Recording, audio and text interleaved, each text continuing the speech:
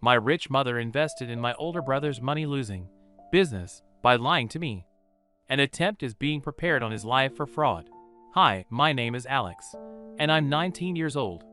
I was born and raised in a small town in northern Michigan. My parents are ordinary working people.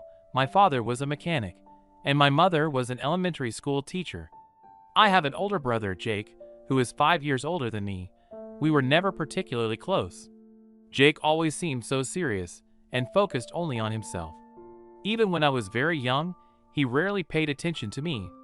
Our parents didn't worry too much about it, as at least we weren't constantly fighting.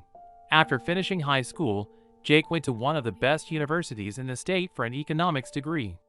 Our parents were very proud of this and invested a lot in his education. They constantly talked about how successful a businessman he would undoubtedly become after graduation. While they invested a lot in Jake's education, they rarely mentioned anything about my future. Perhaps they just thought I had it all ahead of me.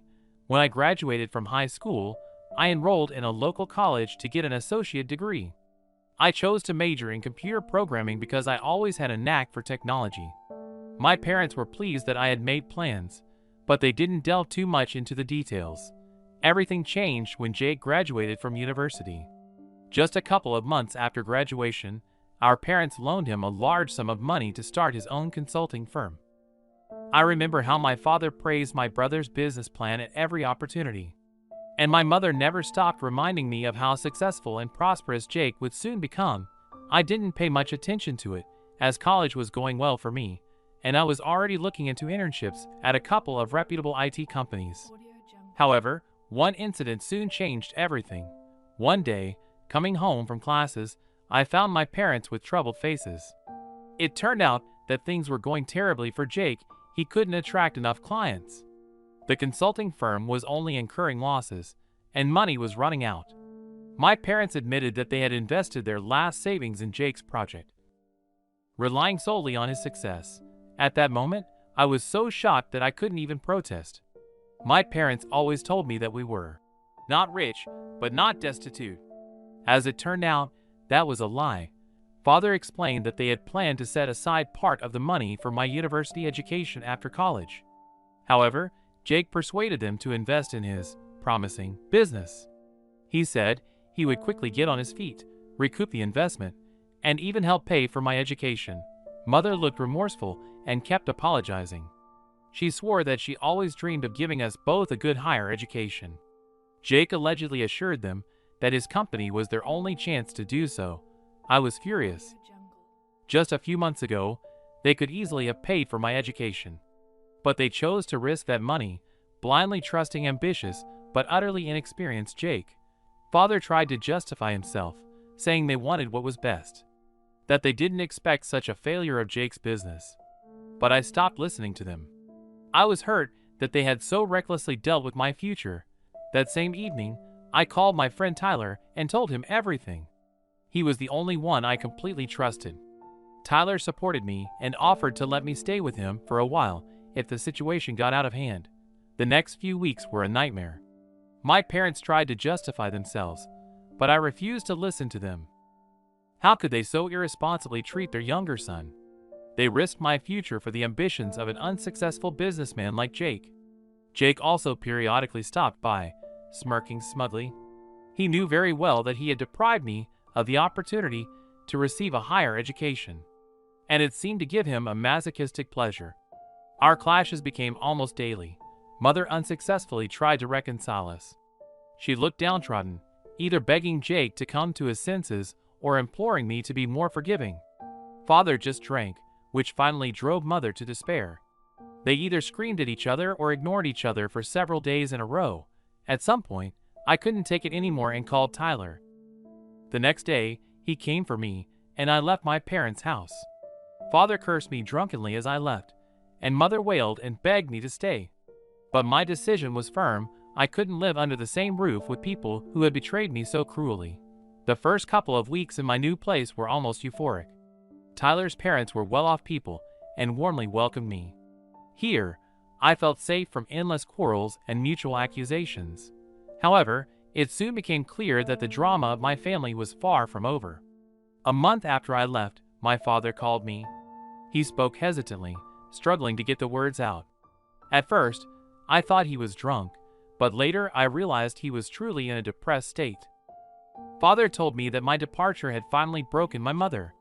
She resented him for dragging the whole family into this situation and filed for divorce. According to my father, my mother blamed him for everything, screamed that he had ruined the lives of his sons. I was shocked. My parents always seemed so strong, loving each other.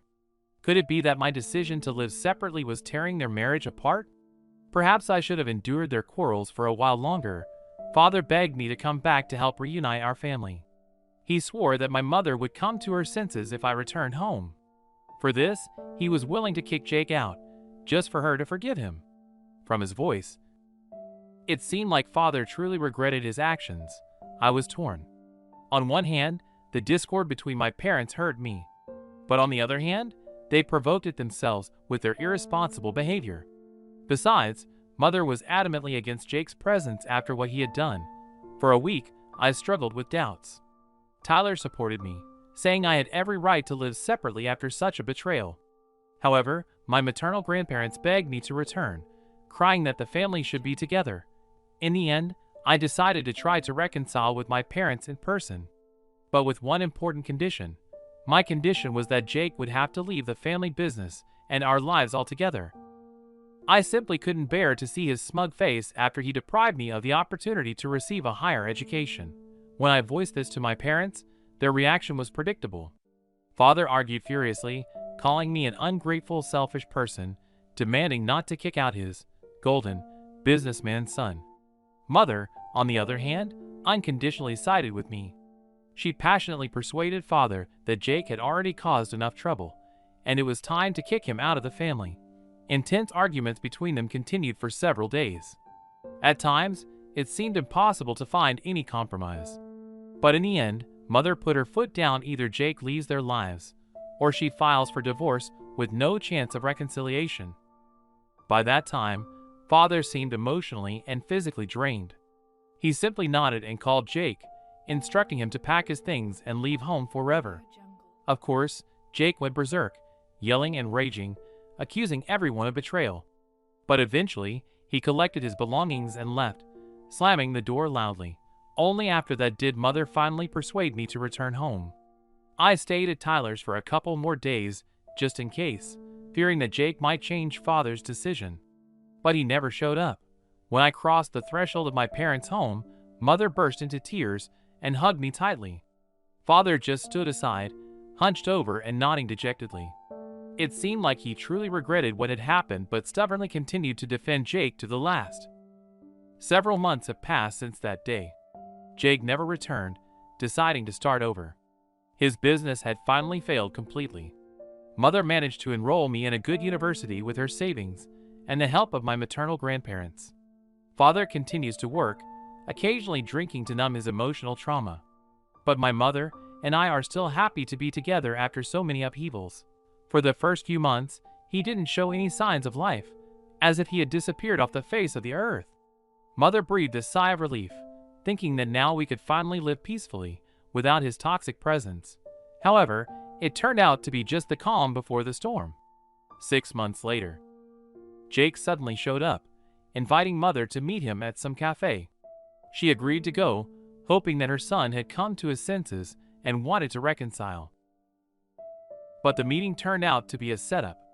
Jake arrived there with 2 burly thugs, who immediately grabbed Mother and began threatening violence if she didn't pay Jake a large sum of money. It turned out that after the collapse of his business, Jake had contacted some shady individuals, borrowed money from them, and immediately squandered it at the casino. Now the creditors demanded repayment with interest, and Jake decided it was a great opportunity to enrich himself at the expense of his own mother. Mother was horrified, begging for mercy, pleading with Jake to come to his senses. But he only smirked maliciously and made vile insinuations, saying that he should have been the sole heir, not sharing with his weak little brother. In the end, the thugs beat Mother right before everyone's eyes, and threatened that next time they would resort to more serious measures if the money wasn't paid soon. Jake left, not even looking back at his mother writhing in pain. When I learned about this nightmare, I almost lost my mind with rage. We immediately went to the police, but Jake had already covered his tracks. And it seemed that he hired the thugs on a one-time basis, as we never managed to track them down. After this incident, Mother literally feared every sound. She trembled all day, expecting new guests from Jake. I had to calm her down with pills and lock the house with all the locks. Jake periodically started calling, threatening and demanding money. Father couldn't withstand the psychological pressure, started drinking heavily, and eventually lost his job. Our already poor family began to sink into despair and poverty. I clearly understood that we had to stop this madman by any means before he completely destroyed our lives. Unfortunately, legal methods were clearly powerless, so we had to resort to extreme measures. This bastard had gone too far, almost driving Mother to a nervous breakdown with his threats and extortion. He had turned into a true monster, craving only money at any cost. I started secretly monitoring Jake, studying his movements and social circle. It soon became apparent that he was involved with one of the local gangs of petty criminals. Apparently, they were the ones he owed money to for his business. That's when I devised a risky plan. I needed to silence Jake once and for all, by any means necessary. I even considered murder, but at the last moment, I reconsidered. Firstly, it would be too unethical, and secondly, I doubted I could go that far. Instead, I decided to teach him a lesson he would remember for the rest of his life. Through acquaintances, I hired some guys from the local biker gang who agreed to borrow Jake for an educational conversation. I paid them handsomely from my student savings. On the agreed day, Jake left another meeting with his thug buddies and got into his car. But before he could drive off, 3 burly bikers on motorcycles immediately blocked him. Without hesitation, they dragged Jake out of the car and began brutally beating him right there on the street. He suffered several broken ribs, a dislocated arm, a concussion, and many other injuries. The bikers made it clear that next time, they would kill him if he ever bothered our family again. Jake gasped and begged for mercy, but their threats were unmistakable. After that beating, he moved to another city and wisely decided to stay there. There were no more threats or calls from him. Mother could finally breathe a sigh of relief. I never told her about my revenge. She still thinks Jake just ran away from responsibility once again. Maybe it wasn't the most morally right decision, but I don't regret teaching that bastard a lesson. He brought trouble upon our family with his greed and selfishness. It's been a couple of years since then. Father is trying to recover from his drinking problem. Mother is smiling again, happy that her youngest son finally got his dream education. As for Jake, I hope he finally learned his lesson. Mother gradually recovered from the nightmare she endured. There were times when she fell into deep depression just at the thought that her own son could commit such a monstrous betrayal. I tried my best to support her, helping with household chores and providing money for small expenses. Father, however, never fully recovered after that scandal and divorce. He may have turned 70, but he looked like a deeply aged old man. Every time we met, I could see in his eyes the same reproach and bitterness of loss. Reproach for me, for driving his beloved son Jake out of the family. In those moments, I truly felt uneasy. However, the details of that situation remained between me and Mother. We still hadn't disclosed to Father the specifics of the extortion and beating incident involving Jake. We were afraid it might permanently damage his already weakened psyche. Gradually, life was getting back on track. Everything was progressing as usual. I successfully graduated from university with honors, then landed a job at a major IT corporation. Mother often said she was proud of me, having managed to give at least one son a decent education. But one day, something happened that I never expected, and it completely changed our lives once again. One day, there was a knock on the door of our small house where Mother and I lived. When I opened it, I saw 2 policemen in full gear with badges from the Organized Crime Task Force. "Alex Baker?" one of them asked sternly, scrutinizing me carefully. "Yes, that's me," I replied, inwardly trembling with a cold premonition. "You need to come with us to the station to give a statement. It's regarding the attack on your brother, Jake Baker, 2 years ago," the second cop stated. At that moment, Mother rushed out from the depths of the house, drawn by the loud voices. Seeing the police, She turned pale as a sheet and began wringing her hands. "Oh God, not this. What has that scoundrel done now?" she screamed hysterically. The police said nothing in response, only ordering me to follow them. I quickly reassured Mother not to worry and hastily got dressed. On the way to the station, my mind was in turmoil. Had Jake finally revealed my role in the attack? But how, since the bikers strictly warned him to stay away from us? Or perhaps the cops had somehow found out about me on their own? In the cold interrogation room, a burly detective with a piercing gaze was already waiting for me. He silently motioned for me to sit, then began asking basic questions about my age, marital status, and other trivialities. I expected him to mention Jake's name at any moment and accuse me of the attack. However, something entirely unexpected happened. The detective suddenly frowned and said, "Alex, 2 days ago, the body of your brother, Jake Baker, was found in one of the warehouse buildings on the outskirts of the city. He was shot with a sniper rifle." At that moment, my world literally turned upside down. Jake was dead? Killed by a sniper shot? How could this have happened? Had he finally crossed the line with his criminal activities? The detective kept talking, but I could barely hear his words. Only one thought was swirling in my head. If Jake was killed, then who decided to finally eliminate him for good? I honestly recounted our long-standing disagreements with Jake, how he essentially destroyed our family with his selfishness. I mentioned the incident with the extortion and beating of Mother, which led us to hire bikers to teach Jake a lesson.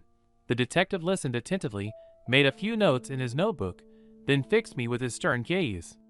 "And you're saying that after the incident with the biker attack, your brother simply disappeared and didn't bother your family anymore?" "That's right," I nodded. "He seemed to vanish, not threatening us or demanding money anymore. And I just continued studying and working, not knowing where he was now." "So, you didn't feel any desire to seek revenge on him? After all, he drove your mother to a nervous breakdown, tore apart your family, you even hired people to teach him a lesson." I shook my head. "No, absolutely not. After that brutal beating, Jake realized it was better not to mess with us. Mother and I just wanted to live peacefully, without tarnishing our lives with thoughts of revenge. We had enough of what he had already done." The detective fell silent, seemingly pondering my words. Then he pulled out a photo from the folder and handed it to me. "This is the crime scene where your brother was found. Take a close look, see if you notice anything suspicious." I scrutinized the image of the abandoned warehouse, partially covered in snow. On the gray floor, there was a wide brown stain, a clearly dried puddle of Jake's blood. Boxes, boards, pieces of wire, and other debris were scattered chaotically around. And suddenly, one object in the photo caught my attention. Darkening against the gray background was a small piece of colored paper or cardboard, tucked away in the corner under a crate. "What's that there?" I asked sharply, pointing to the discovery. The detective smirked and nodded. "That's precisely what we found at the crime scene. Do you know what this is?" I shook my head. The cop reached for another excerpt from the folder and handed it to me. It was a color photo of the object up close, and then my legs nearly gave out beneath me. It was a fragment of an advertisement brochure featuring a cheerful young woman and a huge inscription, "Student Reproductive Health Clinic." Oh God, could this really be a random coincidence?